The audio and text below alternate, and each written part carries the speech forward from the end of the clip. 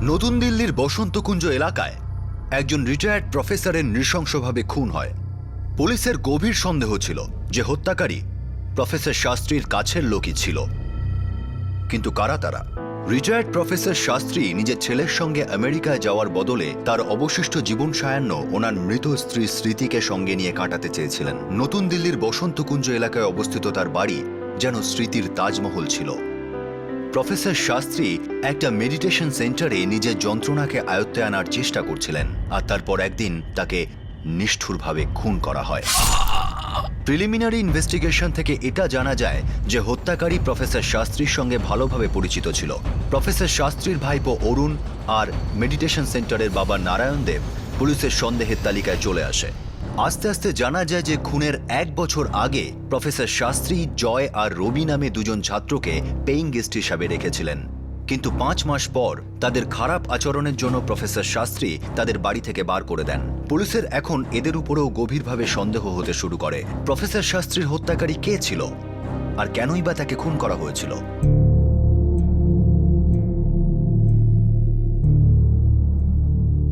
এই social networking সাইটে আমি জয়ের সঙ্গে কয়েকবার ইন্টারঅ্যাক্ট করেছিলাম, এই 3-4 বার মতো।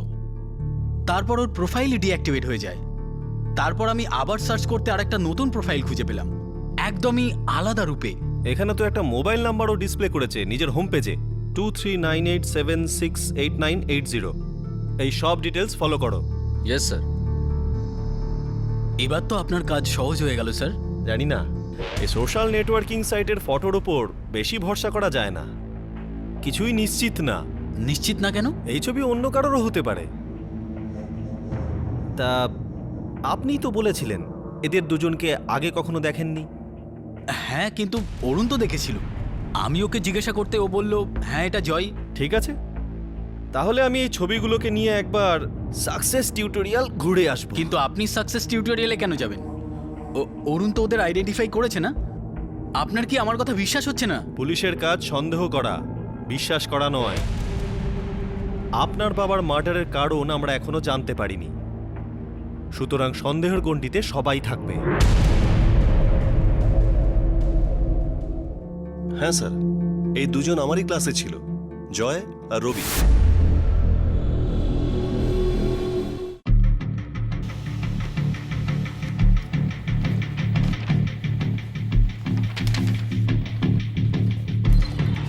স্যার, জয়ের সেল রেকর্ডস।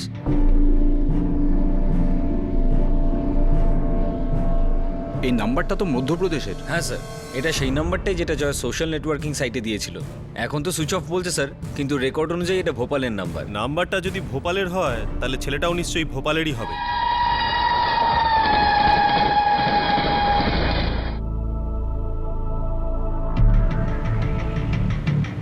স্যার, মনে হয় না যে প্রফেসর শাস্ত্রীর ছেলে সচিন এর মধ্যে ইনভলভ রয়েছে।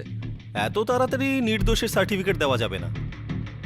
এমনিতেই দুটো ছেলে জয় আর রবি, এরা দুজনেই এখনো সাসপেক্ট। যতক্ষণ না পর্যন্ত আমরা ওদের ধরতে পারছি ততক্ষণ কারোর সম্বন্ধে কিছু বলা যাচ্ছে না।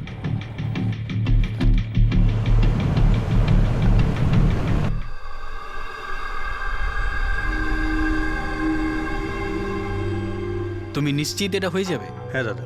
সচিন, রিয়া বলছে যে তুমি আমাদের সাথে যাবে না। হ্যাঁ, আমি যেতে পারবো না। কিন্তু কেন? আমার এখানে থাকা খুব দরকার। তুমি প্রিয়াকে নিয়ে আটলান্টাতে চলে যাও, ওর যেন স্কুল মিস না হয়। এমনি তো অনেকদিন মিস হয়ে গেছে। না সচিন, তুমি আমায় এক্ষুনি বলো ব্যাপারটা কি। বদীপ, পুলিশ সচিনদাকে কথা বলেছে যে যতক্ষণ না জেঠুর কিলারদের পাওয়া যাচ্ছে ততক্ষণ ও দিল্লি ছেড়ে যেতে পারবে না। What nonsense is this? আর এটা কিরকম আইন? সচিন, তোমার এখানে থাকাতে কিলার কি করে ধরা পড়বে? তুমি বুঝতে পারছো না কেন? ড্যাম ইট, পুলিশ আমাকে কিলার মনে করছে।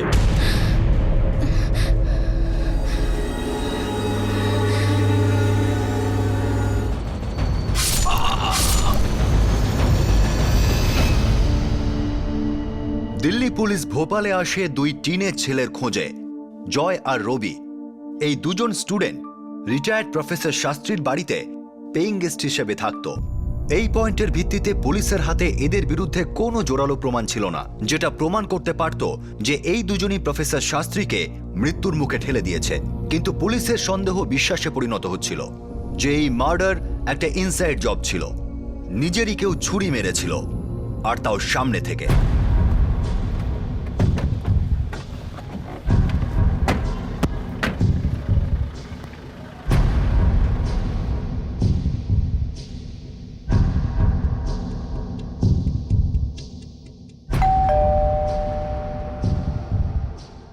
কি?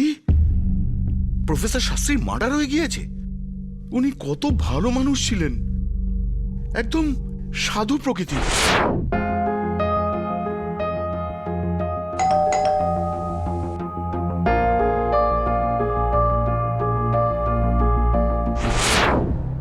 আপনার ছেলে জয়কে কোথায় পাবো?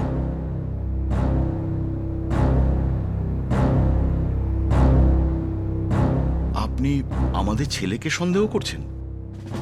দেখুন ইন্সপেক্টর, আমি মানছি যে আমার ছেলে একবার ভুল করেছিল, কিন্তু জয় এতটা নিচে নামতে পারে না।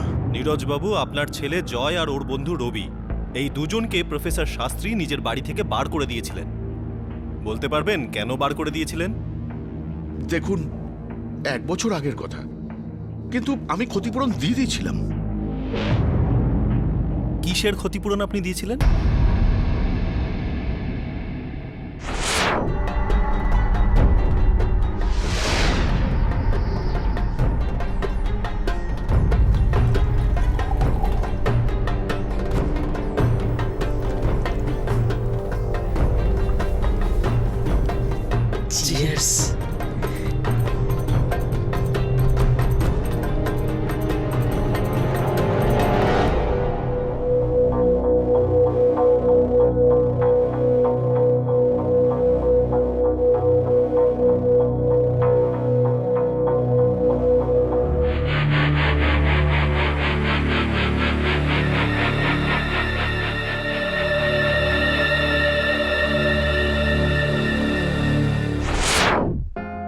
এই দেখো বাবা।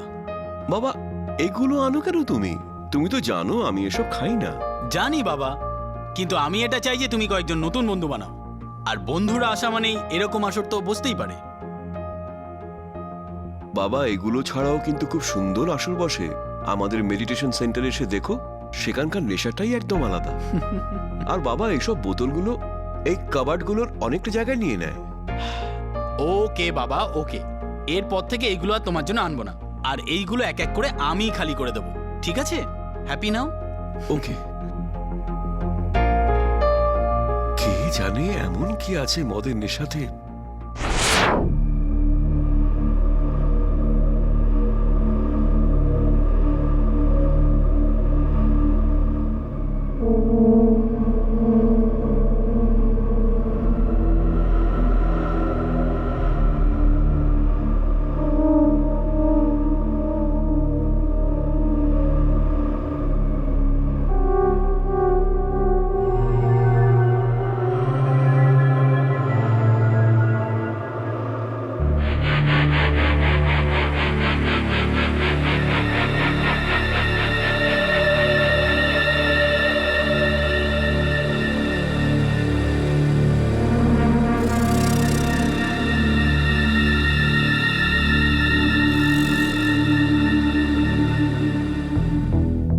তোমরা এসব কেন করতে গেলে? হ্যাঁ, সরি আঙ্কেল, সেই দিন যখন কবাট খুলছিলেন আমরা তখন বোতলগুলো দেখে ফেলি। আমরা ভেবেছিলাম যে আপনি তো খান না, তাই আমরা। তোমাদেরও এসব খাওয়া উচিত না। তোমরা এখনো 18 বছর পার করোনি। আইনত-ভাবে তোমরা এসব খেতে পারো না। সরি আঙ্কেল, এরকম আর হবে না। হওয়া উচিত না, একদম না। শোনো ছেলেরা, আমার কথাটাকে কোনো বোরিং লেকচার মনে করো না। তোমাদের জীবন এখনো শুরু পর্যন্ত হয়নি, আর আমার শেষ হতে চলেছে। তোমরা এটা ভেবো না যে আমি তোমাদের ফাস্ট জীবনযাপনকে বুঝতে পারি না। তোমাদের এই কম্পিউটার, মোবাইল ফোন, কার্স, এগুলো আমাদের জেনারেশন থেকে তোমাদের পাওয়া। আমি চাইলে এইসব জিনিসগুলো ব্যবহার করতে পারি, কিন্তু করি না। আমার কোনো উৎসাহ নেই। আমি নিজেকে নিজে কন্ট্রোল করতে পারি। সেলফ কন্ট্রোল হলো মানুষ আর জন্তুর মাঝখানের সীমা। বুঝতে পারছো বাবা? হ্যাঁ আঙ্কেল। Sorry uncle. না নীরজ বাবু, আমি মানতে পারছি না এই ছেলে দুটো একবার মদ চুরি করে খেয়েছে বলে প্রফেসর শাস্ত্রী ওদের তার কারণে বাড়ি থেকে বার করে দিয়েছেন। নীরজবাবু, আপনি আপনার ছেলে জয় আর ওর বন্ধু রবির ব্যাপারে আমাদের থেকে কিছু লুকোচ্ছেন।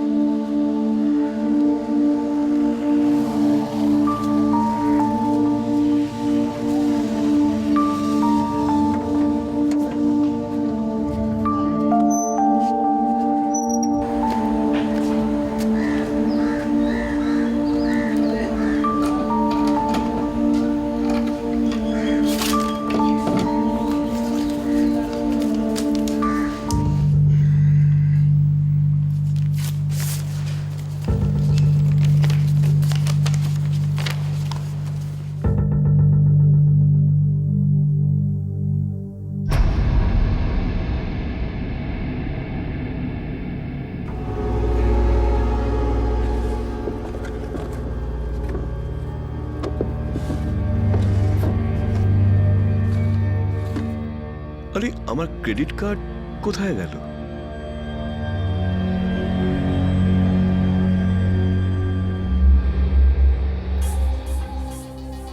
তোমরা আমার ক্রেডিট কার্ড চুরি করেছো আর 1 লাখ টাকার বেশি খরচা করেছো। কি জন্য করেছো? হ্যাঁ, সেলুন, স্পা, মেগা স্টোর, তোমরা দুজন সব সীমা অতিক্রম করে গেছো। জয়, রবি, আমি কি তোমাদের সাথে ভদ্র ব্যবহার করে ভুল করেছি যখন তোমরা মদের বোতল চুরি করেছিলে? আমি জানতাম না তোমরা অপরাধের নেশাতে এতটা ডুবে গেছো। স্যার আমাদের ক্ষমা করে দিন প্লিজ। প্লিজ আঙ্কেল, বাবাকে বলবেন না। স্যার প্লিজ স্যার, এরপর থেকে আর এরকম হবে না স্যার। তোমরা তোমাদের কাজের জন্য শাস্তি পাবে, আর পাওয়াটাই উচিত। প্রফেসর সাহেব, প্লিজ দেখুন, এই ব্যাপারটা আর আপনি বেশি বাড়াবেন না। যদি পুলিশ কেস হয় তাহলে বাচ্চাদের ফিউচার নষ্ট হয়ে যায়। আর কি নষ্ট হবে নীরজ সিং বাবু? এদের গোড়া এত দুর্বল। আমি সব রকম ভাবে এটি তৈরি করার চেষ্টা করেছি, সংস্কারের শিক্ষা দিয়ে চেষ্টা করেছি, কিন্তু ফলটা বিষাক্ত বার হলো। আর এই বীজ ভবিষ্যতে আরও বিষাক্ত হয়ে ছড়াবে। প্লিজ আঙ্কেল, এইবারটা আমাদের ক্ষমা করে দিন প্লিজ। ক্ষমা? কিসের ক্ষমা? 1,20,000 টাকা চুরি করে ফুর্তি করার জন্য ক্ষমা? তোমরা চুরি করা টাকা নিয়ে যদি কোনো ভালো কাজ করতে তাহলে হয়তো আমি তোমাদের ছেড়ে দিতাম, কিন্তু মদ, পার্লার, নোংরামো কখনো না। এখন আইনই ঠিক করবে তোমাদের সঙ্গে কি করা না উচিত। না প্রফেসর সাহেব, প্লিজ প্লিজ, আমি আপনার কাছে হাত জোড় করছি। আপনি নিজেও একজন বাবা, একবার নিজের সন্তান মনে করে ক্ষমা করে দিন প্লিজ। নীরজবাবু, ওরা যদি আমার সন্তান হতো আমি নিজেই ওদের পুলিশের হাতে তুলে দিতাম, একজন বাবার প্রকৃত দায়িত্ব মনে করে। আমি নিজের সন্তান মনে করে এদের জন্য স্বপ্ন দেখেছিলাম, কিন্তু এরা সবকিছু তছনছ করে দিল। অপদার্থ, তোমাদের মাথার উপর যে হাতটা ছিল তোমরা সেটাকেই কেটে ফেললে। নীরজবাবু, এসব কথা নিয়ে আর ডিসকাশন করে কোনো লাভ নেই। ওদের এই মুহূর্তে আমার বাড়ি ছেড়ে চলে যেতে হবে।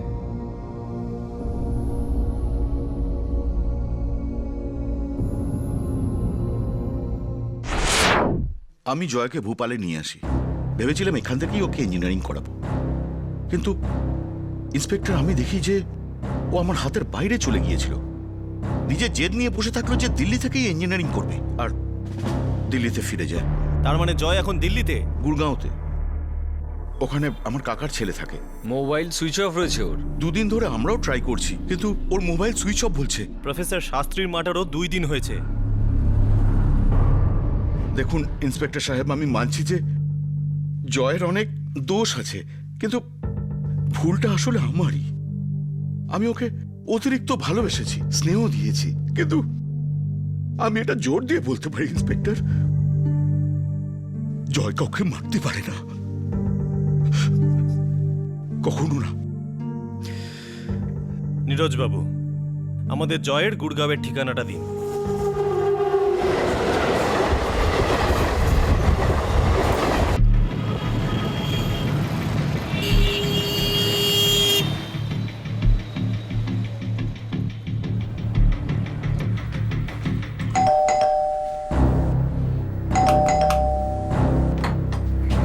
বলুন। আমরা জয়কে খুঁজছি। ও দুদিন ধরে বাড়ি আসেনি। কোথা থেকে আসেনি? ও কোথায় গিয়েছে? জানি না, আমরাও চেষ্টা করছি। ওর ফোন সুইচ অফ রয়েছে। কিছুক্ষণ আগে দাদা ভোপাল থেকে ফোন করেছিলেন। সন্দেহের তীর পুরোপুরি এই দুটো ছেলেকে ইঙ্গিত করছিল, কিন্তু এই দুই টিনেজার জয় আর রবি উধাও হয়ে গিয়েছিল। কোথায় ছিল ওরা? ওদের সাথে কি ঘটেছিল? ওরা কি কোথাও লুকিয়েছিল, নাকি লুকিয়ে রাখা হয়েছিল?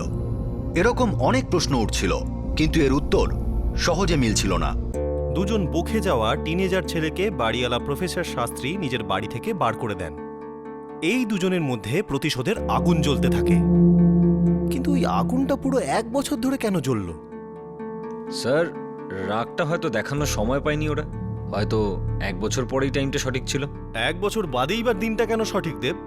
এমন কি বিশেষ ছিল এই দিনটায়? স্যার, আমাকে আর এখানে কতদিন থাকতে হবে? আমার আটলান্টা যাওয়াটা খুব দরকারি। জয় আর রবির ধরা পড়াটাও খুব দরকারি। ওই দুটো ছেলে ধরা পড়ুক, ওদের মুখ খুলুক, তারপরেই আমরা কিছু বলতে পারবো।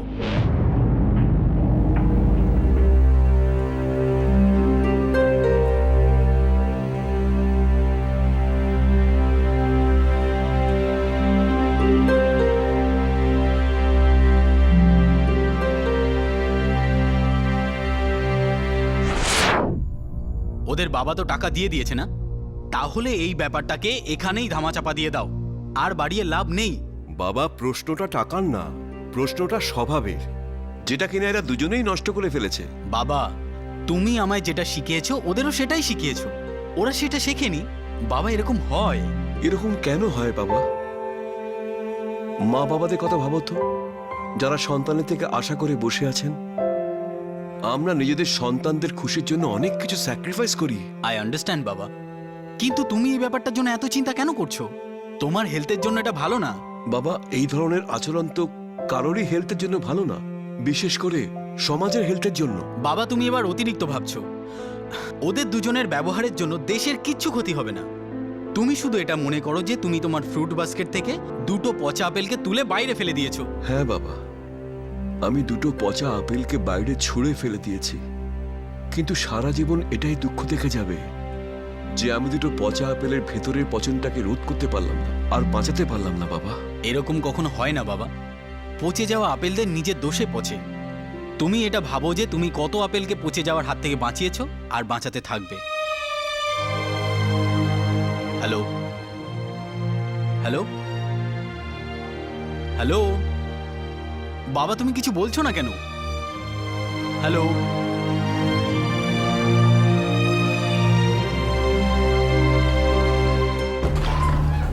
স্যার, খুব কষ্ট করে প্রফেসর শাস্ত্রীর ক্রেডিট কার্ড স্টেটমেন্ট ব্যাংক থেকে পাওয়া গেছে। 1 বছর পুরনো। এই পুরনো স্টেটমেন্ট আমাদের জন্য নতুন কি আলো দেখাতে পারে? স্যার, এটা একটা জায়গার ব্যাপারে ইঙ্গিত করছে যেখানে এটা বারবার ব্যবহার করা হয়েছে, আর এগুলো ওই ছেলেগুলোরই কাজ হবে হয়তো। কোন জায়গা? স্যার, এই স্বপ্না সেলুন অ্যান্ড স্পা।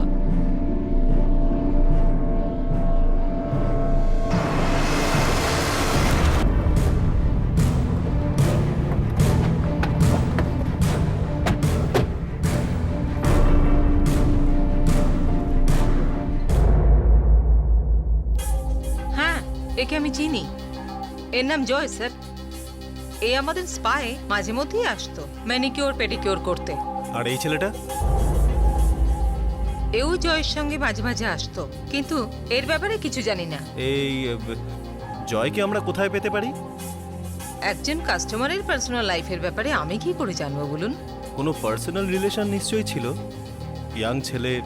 হ্যাঁ, পার্সোনাল রিলেশন তো ছিল। আমাদের স্পায়ে একটি মেয়ে কাজ করতো। নাম বলুন। ওর নাম ছিল নেহা।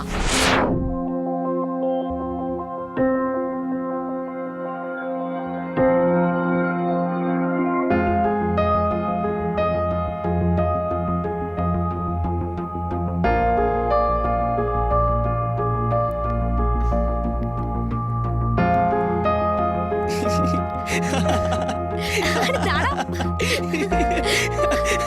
আরে দাঁড়াও।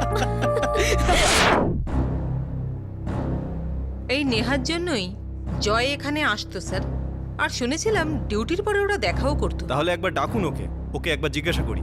কিন্তু নেহা এখন এখানে কাজ করে না, ও কাজ ছেড়েছে 6 মাস হয়ে গেছে। অন্য কোথাও নিশ্চয়ই জয়েন করেছে। Good look spa. আমার মনে হয় তুমি ঠিকই সন্দেহ করেছিলে দেব, এই দুজন ছেলেই প্রফেসর শাস্ত্রীকে খুন করেছে। হ্যাঁ স্যার, প্রতিশোধ নেওয়ার জন্য অনেক দূর পর্যন্ত চলে গেল। কিন্তু আমাদের থেকে পালিয়ে কোথাও যেতে পারবে না, এখানেই আছে আশেপাশে কোথাও। আশা করি খুব তাড়াতাড়ি ধরতে পারবো।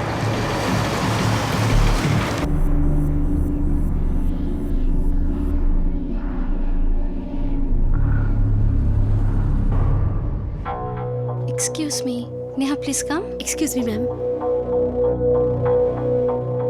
কি গোলমাল করে এসেছিস? তোর জন্য পুলিশ কেন এসেছে? কি পুলিশ আমার জন্য? না তো কি আমার জন্য? যা দেখ আর চট করে মিটিয়ে আয়, আমি ততক্ষণ এই দিকটা দেখছি।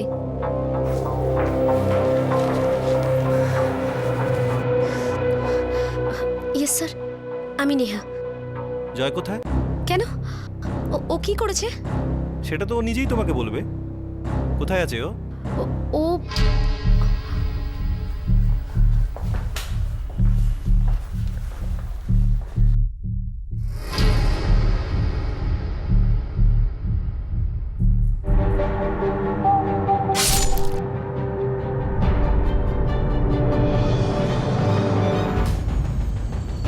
গত কয়েকদিনে জয় তোমার থেকে এরকম কাঁচি নিয়েছিল?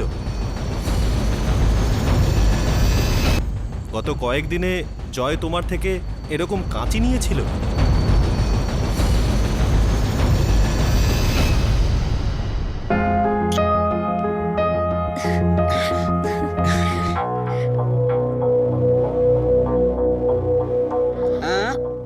আজ থেকে এই কাঁচিটা আমার।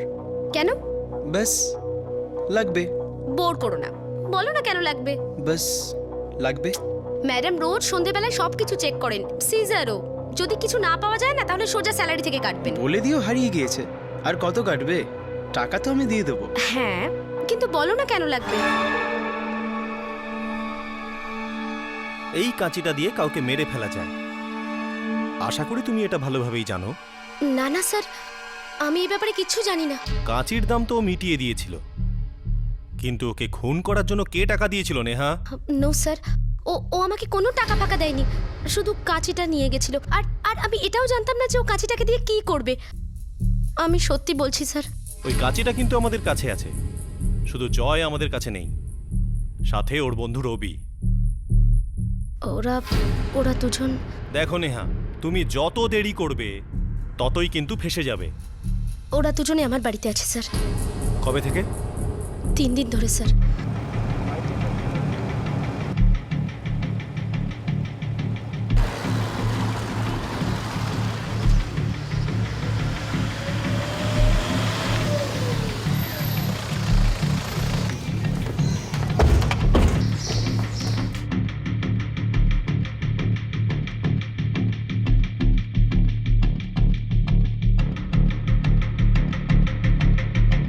এই রুমটা।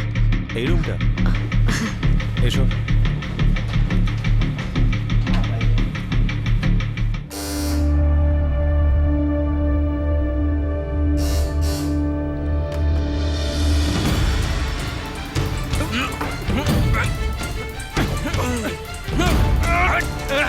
পালাবি না, দাঁড়া দাঁড়া বলছি, দাঁড়া। পালিয়ে কোথায় যাবি? হ্যাঁ, কোথায় যাচ্ছিস? কি করেছি আমি? কি কর সেটা আমি কিছু করিনি। আচ্ছা সেটা বোঝা। আমি কিছু করিনি, ছেড়ে দাও আমায়। নিয়ে চল। এটা নিশ্চিত যে প্রফেসর শাস্ত্রীর খুন তোমরা দুজনেই করেছো। আমরা জানতে চাই তোমরা এটা কেন করেছো।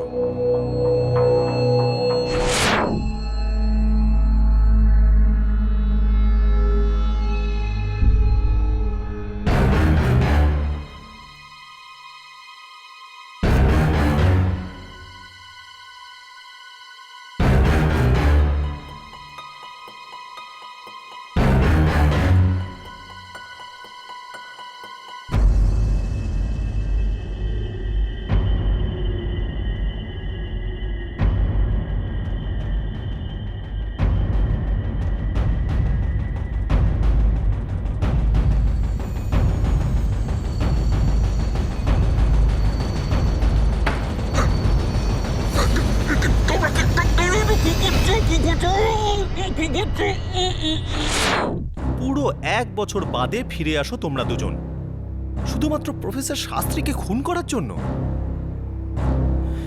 কেন? তো 1 বছর বাদে ফিরে আসো তোমরা দুজন শুধুমাত্র প্রফেসর শাস্ত্রীকে খুন করার জন্য। কেন?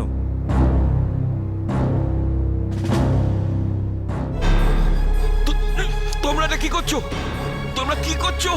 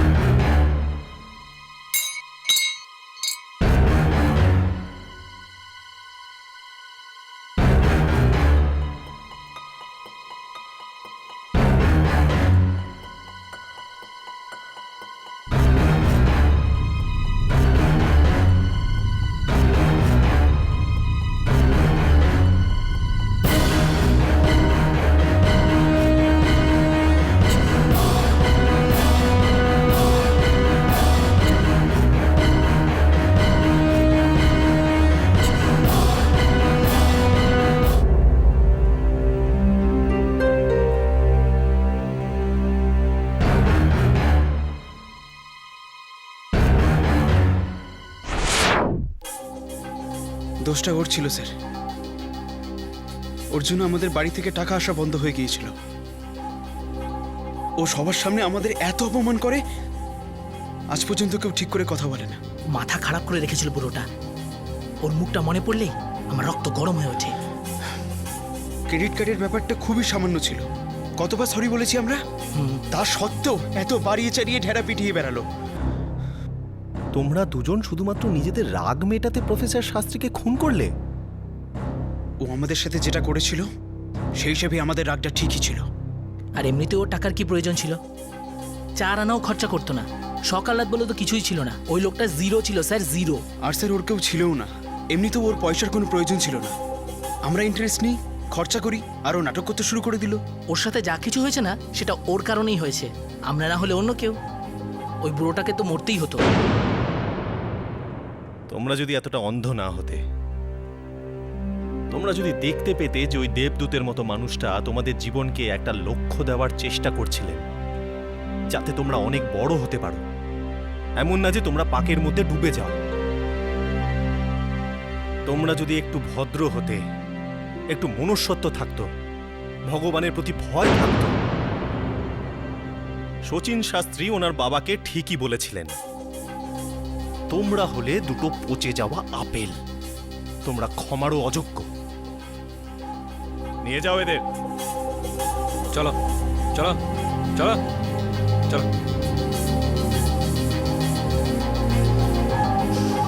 নেহা, তুমি যেতে পারো। Thank you sir.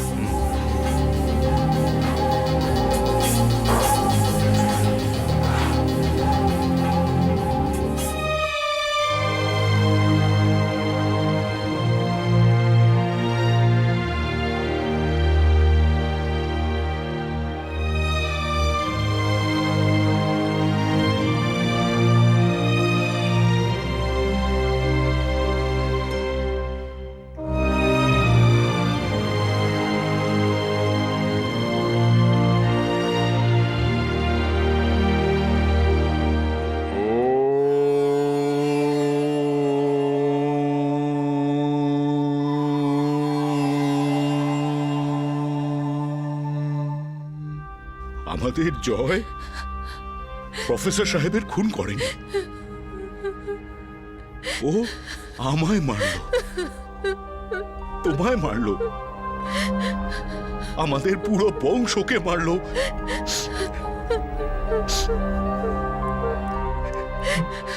এমন কি ছিল যা যা আমরা ওকে দিতে পারিনি?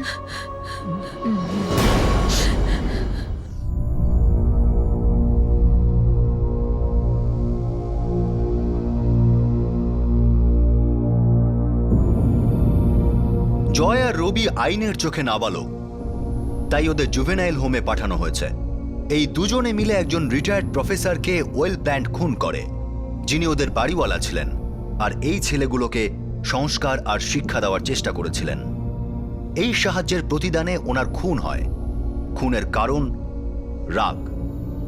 এই কারণে রাগ যে প্রফেসর শাস্ত্রী ওদের বদমাইশিগুলোকে প্রশ্রয় দেননি।